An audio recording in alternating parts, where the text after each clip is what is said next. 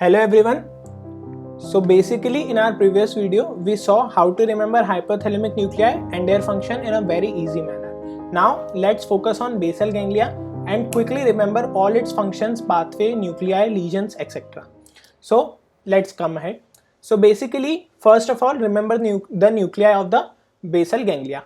You must always remember that basal ganglia is very important with respect to a disease called as Parkinson's disease. So we will make our mnemonic related to that. So basically a patient is asking doctor that can Parkinson get normal suddenly? We all know that patients are always in a hurry. So basically the patient asks, can Parkinson get normal suddenly? But the doctor says no. So he says we can't ask patient to hurry. So that will be the mnemonic for lesion. Now let's see how. So can Parkinson get normal suddenly? Caudate, putamen, globus pallidus, which is further having two parts, interna, externa, and substantia nigra and subthalamic nuclei.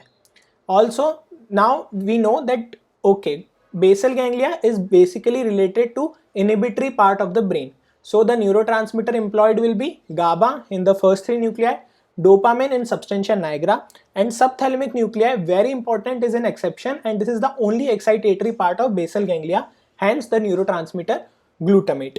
Now the lesion, very easy. Caudate lesion leads to chorea. Globus pallidus interna lesion leads to athetosis. Substantia nigra, when dopaminergic neurons get depleted, leads to Parkinson's, and subthalamic nuclei lesion predominantly leads to hemibolismus. Now basically the functions of basal ganglia, that is the movement and planning. So now we should see how the movements happen, that is the pathways of basal ganglia: direct pathway, indirect pathway.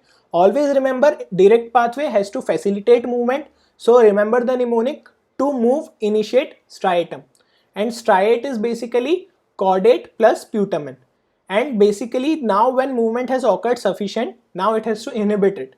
So indirect pathway inhibiting the movement. So the mnemonic: to move, initiate striatum will remain the same. And now enough, stop now. This will be further mnemonic. Now let's see how does it apply. So basically T for to thalamus. Thalamus, ventral anterior nuclei, normally stimulates motor cortex, and the motor cortex further stimulate the striate. Okay, now when striate is stimulated, it inhibits globus pallidus interna.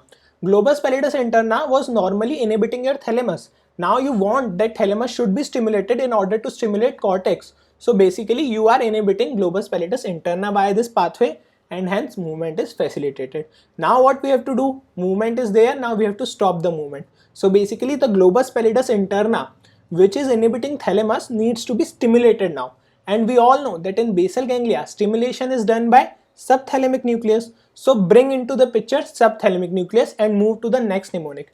So this series remains same. Thalamus stimulate motor cortex will stimulate striate, and now striate will inhibit globus pallidus externa. Now globus pallidus externa will further inhibit subthalamic nucleus. Globus pallidus externa was normally inhibiting subthalamic nucleus. Now you have inhibited globus pallidus externa.